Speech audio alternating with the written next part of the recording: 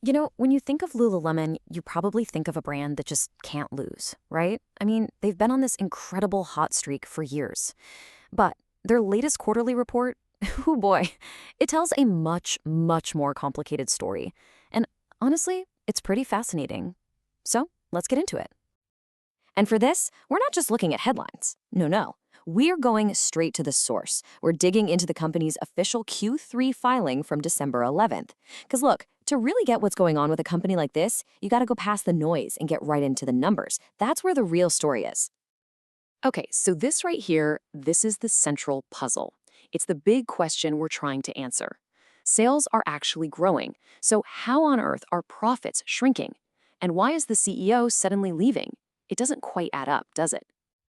And here are the numbers that really lay out that contradiction. Look at this. Net revenue, up 7%. That's pretty solid, right? More money coming in the door. But then, bam, look at income from operations. That's what they actually make from their main business. It's down 11%. And earnings per share? Also down almost 10%. So think about that. They're selling more stuff, but are actually less profitable. That is the core of the problem right there. So how do we start to figure this out? Well, the first big clue is where Lululemon is making its money. Because what we're about to see is a story of two totally different worlds. And wow, this chart just says it all, doesn't it? Take a look. The Americas, which is their home base, their biggest market by far, revenue actually shrank by 2%. That's not good. But then you look over at China, an incredible 46% growth. 46%! The rest of the world is doing great too, up 19%. So what this tells us is that all of that top-line growth we saw, it's all coming from overseas. Their home turf is in trouble. Now, let's dig a little deeper with a metric called comparable sales. Basically, it's a super important number that looks at stores that have been open for at least a year. It tells you if the existing business is healthy. And, well, the story gets even more extreme here. The Americas, down 5%. That's a really big deal. It means people are spending less in their established stores. But China, up a jaw-dropping 24%. So you see, this isn't just a little slowdown at home. It's a serious problem. Okay, so that explains the sales picture. Strong internationally, weak at home. But that still doesn't tell us why profits are falling off a cliff.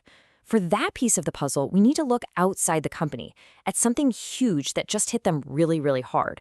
And it has everything to do with U.S. trade policy. Yeah, it all boils down to this wonky-sounding thing called the de minimis exemption. So what is that? Well, in plain English, it was basically this trade rule, kind of a loophole, that let Lululemon ship a ton of online orders to the US from Canada without paying any import taxes or duties, as long as the order was under a certain price. It was a huge advantage for them. But that loophole got closed in August. And the financial hit from just that one rule change, it is absolutely staggering. Lululemon is telling us, in their own filing, that losing that tax break, along with some other new tariffs, is going to cost them around $210 million in profit for the year.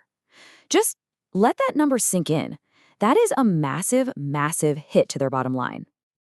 And look, you don't have to take my word for it. They say it themselves right here in the report.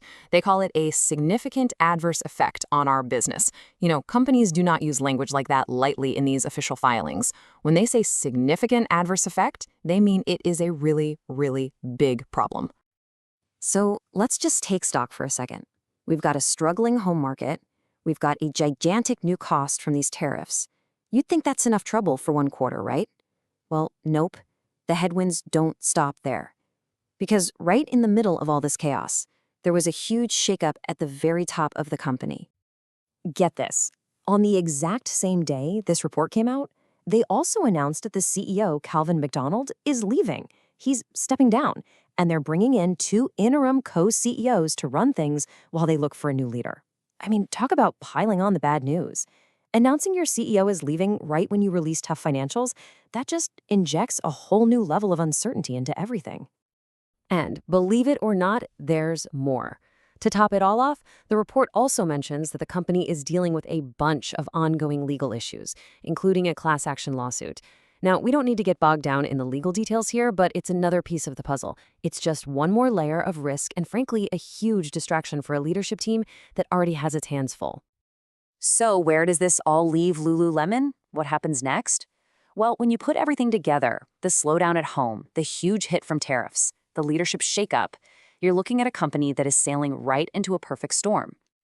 All right, let's just quickly recap the big challenges here, the major headwinds they're up against. First, their most important market, the Americas, is slowing down. Big problem. Second, you've got that massive $210 million profit hit from tariffs. Ouch. Third, their margins are shrinking, which means they're making less money on every pair of leggings they sell. And fourth, they're trying to solve all of this without a permanent CEO. That is a lot to deal with all at once. And all of this brings us to the big final question for Lululemon. That international growth, especially in China, is incredible. It's a seriously powerful engine. But is that engine strong enough to pull the entire company forward while it's dragging a struggling home market, these crushing new costs, and a leadership team in flux? The next person who takes that CEO job, their job isn't just selling premium athletic wear.